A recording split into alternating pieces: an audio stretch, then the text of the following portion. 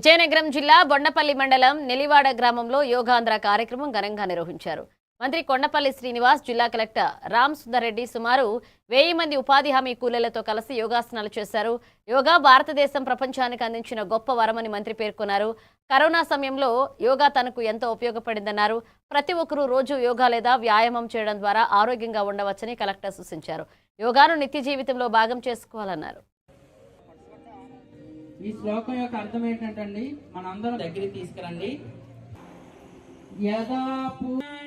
ఆయన కోసం ఆయన అలాగే మన శరీరం కోసం మనం కూడా ఒక గంట కేటాయించాలి. గంట లేకపోయినా కనీసం అర్ధ గంట మనం కేటాయించి యోగా అనేది ఖచ్చితంగా చేసుకోగలుగుతాం. ఎటువంటి వ్యాయామం అంటే ఏదైనా ఎక్సర్సైజ్ చేయాలి, వాకింగ్ అయినా చేయండి, కానీ యోగా అనేది ఖచ్చితంగా ఒక 10 నిమిషాలు పావుగంట చేస్తే ఖచ్చితంగా మీ ఆరోగ్యం బాగుంటుంది.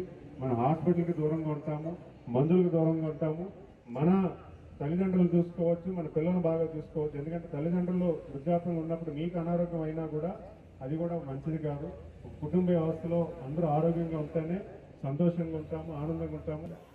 ఈ యోగాను ప్రతిరోజు ప్రాక్టీస్ చేస్తే ఎంతో ఉపయోగంగా ఉంటుంది. రోగాల నుంచి మన శరీరాన్ని మనం కాపాడుకునే వాళ్ళం అవుతాం. సో దీనిలో భాగంగా మన ప్రభుత్వం వారు, మన ముఖ్యమంత్రి వారు ప్రతి రోజు కూడా ప్రజల్లో ఈ యోగా దాని మీద అవగాహన ఉండాలి. ప్రతి ఒక్క మనిషి కూడా యోగాను ప్రాక్టీస్ చేయాలి అనే ఉద్దేశంతో ఈ ప్రోగ్రామ్ స్టార్ట్ చేయడం జరిగింది. సో ప్రతి సంవత్సరం కూడా 21వ తారీఖు మనకు ఇంటర్నేషనల్ యోగా డే జరుపుకోవడం జరుగుతుంది.